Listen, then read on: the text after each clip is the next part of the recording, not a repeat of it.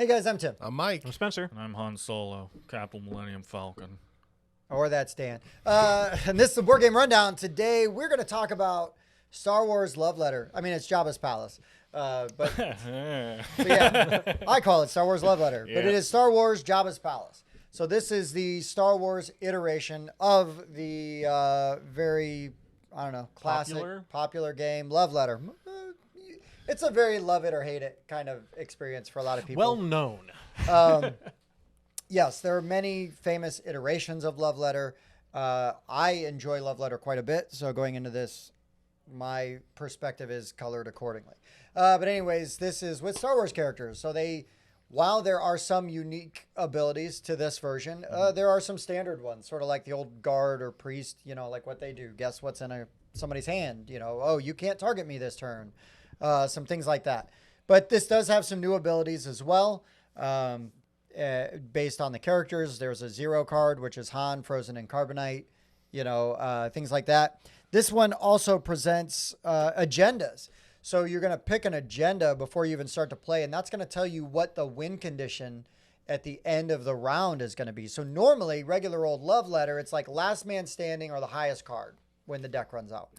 But in this one, it's highest card is the default one, but it could be most rebels in your player. Dan, you go through them real quick. You're right there. This is highest number of Syndicate and Rebel in hand, both win. So whoever has the highest Rebel and whoever has the highest, 2 winners. That's pretty different. And that speeds it up a little bit, too. This is basic Love Letter if everyone's played it. Most Rebel in your play area. And highest sum of Syndicate in play area. So, it gives you a little bit of a variety there when playing. And like regular Love Letter, it's like depending on player count. In the game we played with 4 players, it's first 1 to 4. So, I mean, Love Letter is pretty standard in that way. Not a lot of variation there. They do give you nice player aids, which then tell you how many of each card and what all the cards are in there. And it gives you a brief description of what those cards' abilities are. So that's useful. The rule book does have like a little bit of a clarification in there that kind of helps.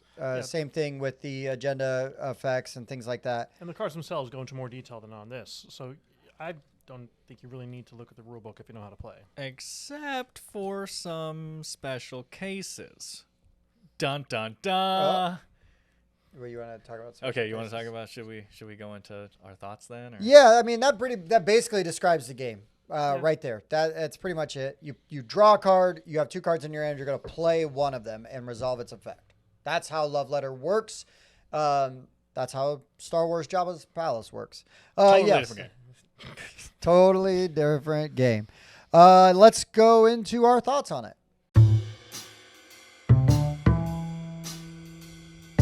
Mike.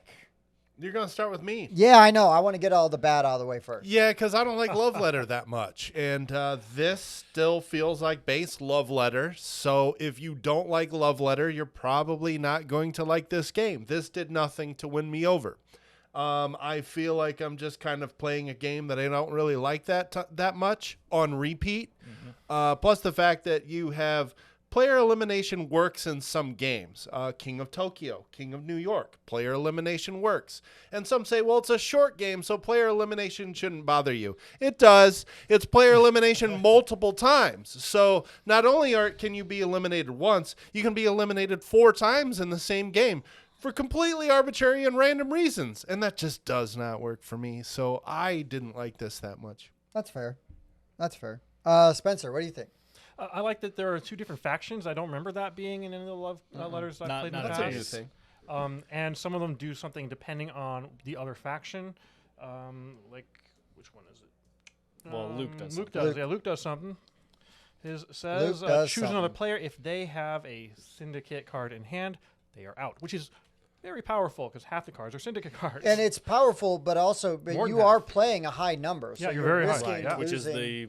Yeah. Which is a win condition in multiple modes. Right. Yeah. And then Jabba's does a similar thing. It gets rid of a rebel. Like you choose a player. If they have a rebel, it gets rid of them. But again, now you're discarding an 8. Yeah.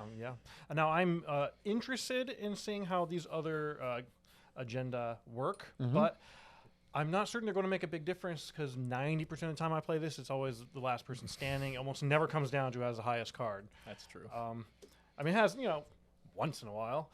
But other than that, I mean, it's Love Letter. It wasn't different enough from normal Love Letter to make an impression on me. Sure. How about you, Dan? I have a couple things. So I don't like Love Letter very much, but I really like Lovecraft Letter. I think Lovecraft Letter, great. out of all Love of that them, one. heightens it to almost being like a game. The way the madness works in there is, well, I'm just saying, like, this is a very simple little card thing that you play, and I'm just saying, like, it's very simple on purpose. Like, and a lot of the iterations I've played feel very similar, and they all mix their little things in, and I think Lovecraft Letter's madness thing really lifts it up. It's very fascinating too. Now that you are mad enough, you have a whole more powerful action you can take on other cards, but every time you do, you might instantly die. Hilarious. I really like the way that plays. I'm a little disappointed with what they added to this one. Because I was like, okay, Lovecraft Letter, but Star Wars. I'm interested. Let's see what they change, because that's always what you're looking for in Love Letter, is what is the new mechanism they added to this one, because they're kind of just like testing out mechanisms is how it feels in Love. Like, okay, let's try a faction thing this time. You know, like it always feels that way. And I'm a little let down with this one. The factions are a really cool idea. I don't think it comes up enough to be like the thing they add, right? And then the second thing they add is these, which I actually think is awesome. But there's only 4, and you just pick one and play the whole game with that. If they swapped out between rounds, I think that would be more interesting. And also, if there were more, and I hope there will be, honestly, expansions for this kind of thing, because this is what makes me think of why I like Dead Man's Draw so much. Dead Man's Draw is a very simple push your luck card game, and base game is really fun, but it's really basic, and then the game just comes with like 12 cards that completely change how scoring works. So you just play the game in all these weird different ways, and it's always refreshing. And this has the potential to do that, and I think by only doing 4, they slightly missed the mark. So I don't hate it. I just think that I wish that both things they changed were dialed up slightly to feel a little bit more unique than just, oh, they kind of added factions if you have, you know, the 3 cards in the game that matter for that, or if you're playing with the rule set that matters for it, right? I will say I hate player elimination, but unlike Mike, I do think that in this game I'm laughing when I'm eliminated, because I'm eliminated 5 seconds into the game, and then 10 seconds into the game I'm drawing a new card because it's the next round. You know, like, that doesn't bother me in this, but I totally get it because it usually does, for sure. The image of C-3PO defeating Jabba the Hutt was hilarious to me. Oh, sure. That was funny. I like the fact that if you look, like, the numbers are kind of like their influence or something, right? Or they're like how important they are, their power or something, right? The Gamorrean Guard, C-3PO, they're the really low numbers. Freaking Salacious Crumb, right? But then Luke Skywalker, Jabba the Hutt, Boba Fett's up there. You know, like, it's kind of their reputation is their number. Cool. I like little pointless theming, stuff like that in games. So overall, I'd say I like it. I definitely don't love it. If they added some expansions to this one, even just one expansion, just kind of, you know, exaggerated the tiny bit of stuff they already put into it, I might actually buy this one, because theme-wise, this is my favorite. It's Star Wars. I wanna play. You know, if I'm gonna play Love Letter with my family, this is the one that I can get them to play, right? Or Cthulhu, depending on certain family members, right? But like, this is really cool, and I just wish it set the bar a little higher than they. It doesn't feel pasted like some Love Letters I've played, but it doesn't feel like they tried super hard, I guess is what I'm trying to say. Sure. I think I agree with almost everything Dan says. I think that Usually, yeah. I really like Love Letter. I know it's a very basic, like, entry level, you know, game. I do like Lovecraft Letter. That's my go-to version. That's super fun. I know that Batman Love Letter is super popular. I haven't played that yet. I watched it. I played it like a couple times a bunch of years ago, and then the friend that had it, I just don't have. They live out of town, so I don't see them very often. Don't always have the opportunity to play it, but nothing really about it kind of stuck with me after years of not playing it, that I'm like, oh, that's the one. But anyways, so I have a couple different versions of Love Letter, and I do wish there were more agenda cards. Because what I would do when I play this is change the agenda every round, because that makes it a lot more interesting for me as a gamer that didn't. This isn't like the third or fourth game I've ever played. Yeah. You know what I mean? So as somebody who likes just a little bit more, give me just like a little bit more. And if there were like 10 agenda cards and you were just cycling through them like each round, that would give you enough that the games would be different because they're going to come out in different. You shuffle them up. They're going to come out at different times. You're going to have like that basic Exalted one where high card wins. This is the round. I need to have the high card at the end. This is the round I'm trying to get all the rebels out. So, I mean, for me, that's just an automatic house rule next time I play this, is next round, we're doing that. And there's not a mechanical reason why you can't do that. There's no mechanical reason why you keep it on one of them. Yeah. Except simplicity. Yeah. Right. Right. The only thing I wouldn't like is if they were like, change the agenda. Like, no! Sure. I built my whole thing to this. Okay, that would be hilarious. That would tick me off a little bit.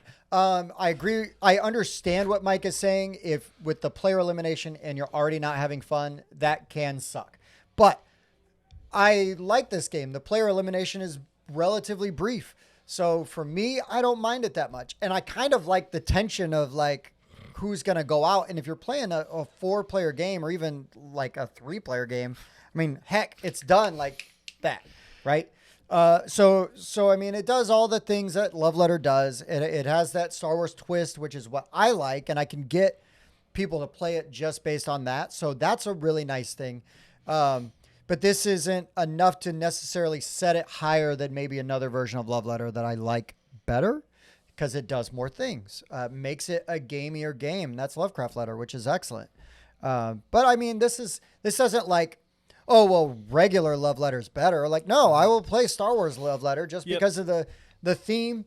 There's people that see the heart, like the pink velvet or the red velvet bag and the cursive writing, and they're not interested. They're checked out, and it's like, no, it's actually like a fun game. Try it out. Not to Mike, but then you'll like it. Not Mike. But with the Star Wars theme, I think I can get people to sit at the table and play it, and then they can decide whether they like it or not, and not necessarily dismiss it out of hand. But I understand your criticisms, and I know that I feel like, and I think before filming, I just was like, Love Letter is like people love it or they kind of hate divisive it, for sure. And if you don't like it, this isn't going to be the one I think that turns you around on it. I would recommend Lovecraft Letter because depending on your reasons for not liking it, Lovecraft Letter might fix those things. This isn't the one that is going to be like, no, this is the game. This is the game. But for me, this is one I'm really glad to have in my collection. I got it as a birthday present. And it's like, well, it's relatively new. Let's review it. I'm happy to have it. I enjoyed it quite a bit. But like I said, I always like Love Letter. I sit down and play Love Letter. I have a good time. I can play I've got like a Japanese themed version, and I've got the classic, Love Letter version. And Lovecraft Letter, and now this one. I just want to know, I know it's slightly off topic. This isn't a Lovecraft Letter review, but I just want to know why they made the decisions they did with Lovecraft Letter not again. Because Lovecraft Letter has a beautiful box that comes in that looks like a book. Yeah. Like it looks like a tome book. These always come in these bags. Lovecraft Letter uses almost tarot-sized cards. They're not, I don't know if they're full tarot, but they're bigger than these. It comes with sleeves for the cards. Like I didn't have a Kickstarter edition. I just bought off the shelf, and it comes with sleeves for all the cards because they're an odd size probably. It has a whole new mechanic that drastically changes how the mechanics plays. It's like this whole different beast, and then every single other one is a little thing. Like this is Star Wars, guys. Put it in a box. But Dan, they've got They do. They've got Jabba's palace screen printed on your. I mean, those are tokens. nice. And I like that bag too. Little tiles. You can't have the bag, Mike. I have the Batman version, and it comes in a little bag. Yeah. Bag, Little like kind of cool. light blue. Yeah. My only add-on, because I didn't want us to forget, is there are some weird discrepancies on the cards in the player aid that are just weird that they exist. Oh, they leave out like a couple of key terms, so you do have to reference. A summary, so that you're like, oh yeah, it does that thing. But even this being a summary for Boba Fett, this has more information than the Boba Fett card does. That's because true. the player aid says they redraw after the action, and Boba Fett's card does not remind you that they redraw, and that's not huge. The second you do it once, you'll remember. But because somebody's going to go, oh, am I out? And it's like, no, you redraw. Right, yeah. So just some weird discrepancies there. But because normally if you don't have a card in your hand, you lose. But anyways, that's fine. Yep. Good points. Let's give this our final ratings. Hey guys, it's Tim from the Board Game Rundown, and I'm just popping on to tell you right now we've got a Patreon that we just started.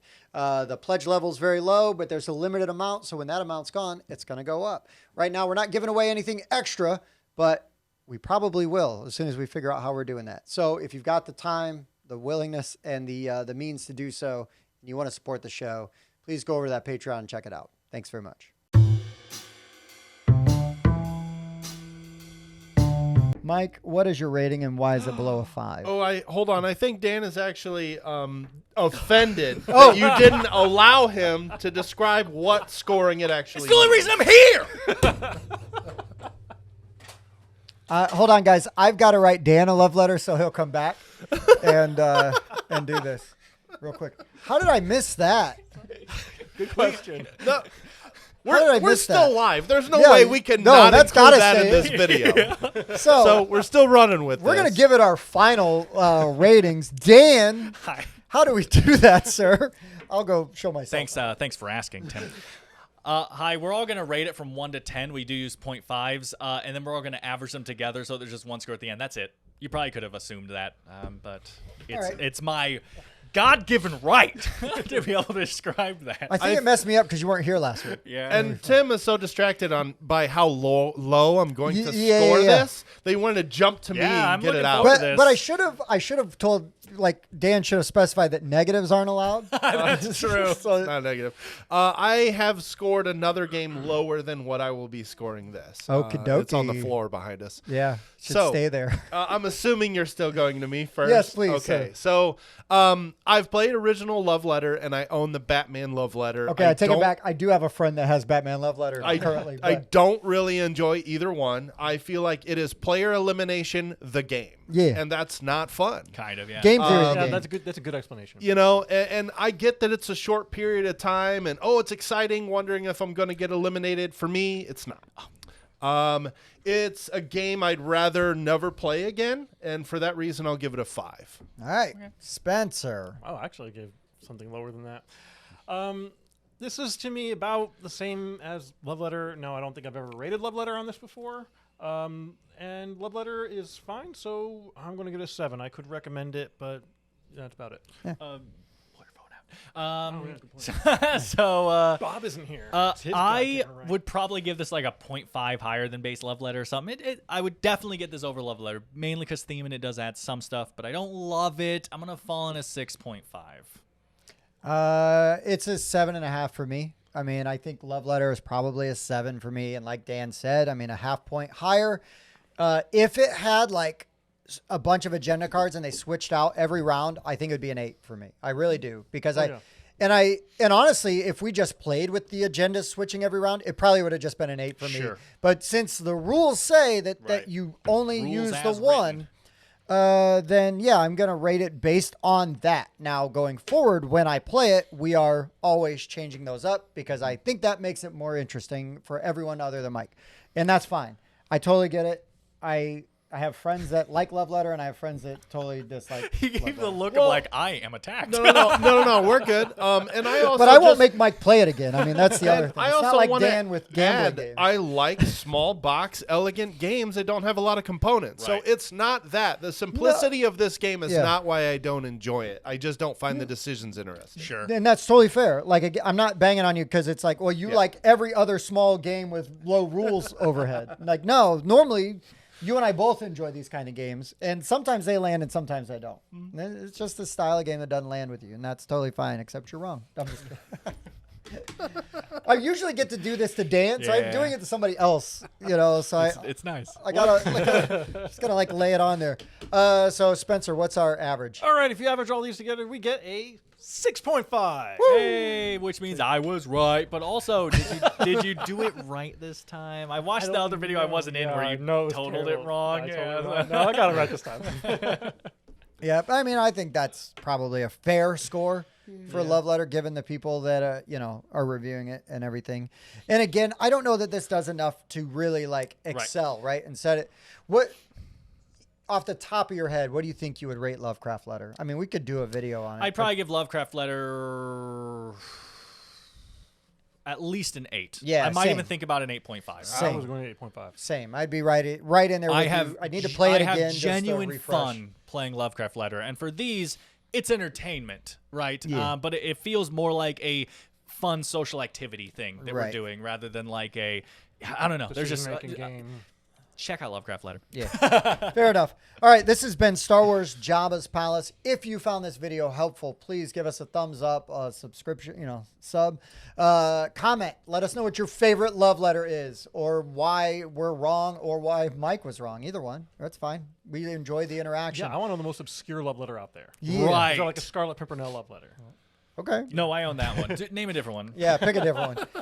But also we do have a Patreon. If you want to support the show monetarily, if you are able to do so, please do. But honestly, just interacting with our video with the thumbs up and the sub is rewarding all in itself, and really helps the show. So, anything else, guys, before we sign off? Hell nah. Oh boy, this got totally weird. Okay, guys, for the board game rundown, I've been Tim. Mike. Banta Poodoo. Dan. He is Bantha Fodder. I'll see you next time.